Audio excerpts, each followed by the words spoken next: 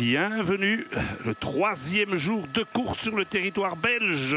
Le premier jour de course 100% en Wallonie, parce qu'on y a fait un petit passage lors de Kuurne, Bruxelles-Kuurne. Mais ici, départ à Carignan, arrivé à Dour, plus de 200 km, et des pavés, et des pavés, et des pavés.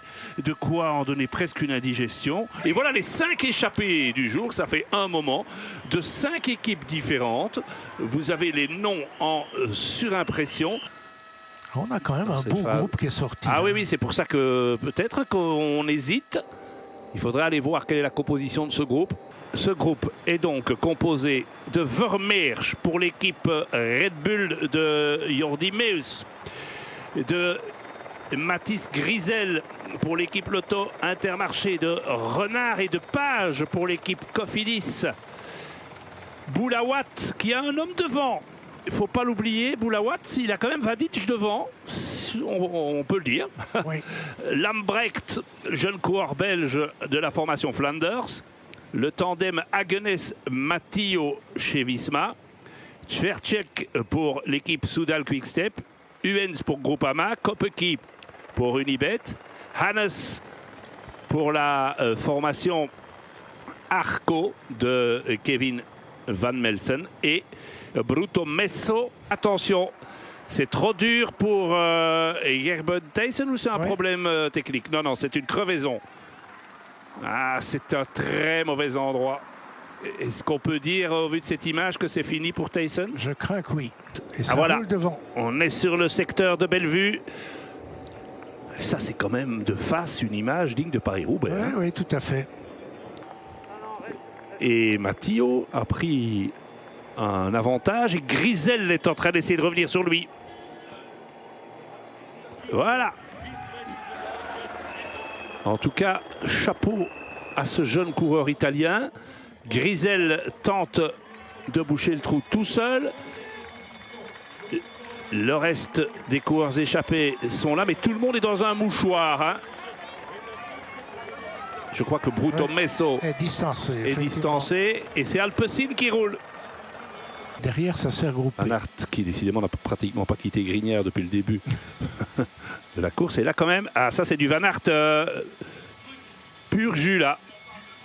Qui part en contre. Attention, attaque de Van Aert, contre-attaque. Oui. Contre-attaque, mais à 25 km de l'arrivée, c'est quand même bon signe de le voir faire ça, Gérard. C'est le premier enseignement qu'on peut tirer. Après 175 km de course. Avec Alex Segard dans la roue. Même s'il est plutôt là dans le contrôle, puisqu'il a forcément un homme devant. Oui. Un problème. Crevaison, Van Aert. Crevaison, Van Aert.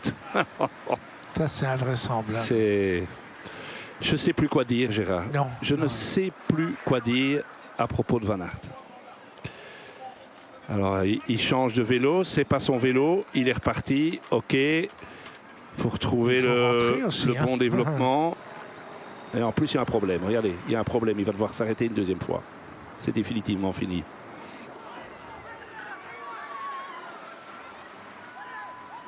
Voilà, regardez. Quand on voit les sacrifices qu'il a fait après une blessure à la cheville, malade. Et attention, ça attaque avec Vermeersch et Meeus. Vermeersch et Meeus. Kubis, Van Poppel. 3 des 4 sont des coureurs de Red Bull Bora. Kubis va fermer quand même. Il faut être costaud pour le faire. Vermeersch, Meeus, Van Poppel, Kubis. Il y avait 7 secondes, il y en a 4.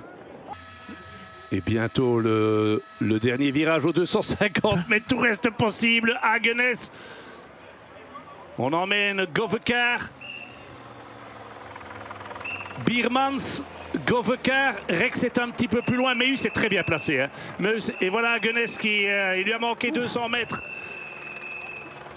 On est en train de temporiser un petit peu. Sénéchal qui va virer en 3e position avec Hofstetter, avec Kubis. Rex est un peu plus loin, ça frotte. Et attaque de Meeus. Meeus tout en puissance. C'est Meeus qui est le plus costaud, le plus puissant. Et Meeus qui va gagner devant Hofstetter. Et oui, il était le favori. Meeus, Rex, Hofstetter, le podium du Grand Prix Samin 2026. Et on revoit ce sprint et je vous laisse l'analyser parce que c'est plus qu'un sprint, c'est presque un démarrage, oui. J'avais l'impression, Gérard. On emmène très très bien, on a remis à l'avant les coureurs de l'équipe Alpecin malgré tout, mais c'est un démarrage effectivement.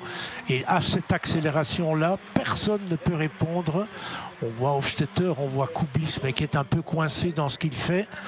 On voit aussi Rex qui finit bien. Qui part de trop loin peut-être. Qui est surpris. Oui, qui a été surpris vraisemblablement. Il y a une grosse longueur d'avance et qui félicite directement Jordi Meeus. Cette image, elle fait mal au cœur.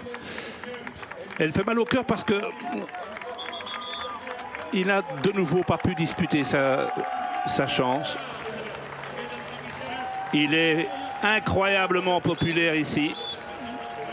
Et il est d'une sportivité extraordinaire parce que forcément il pourrait râler, il pourrait taper du poing. Ben voilà.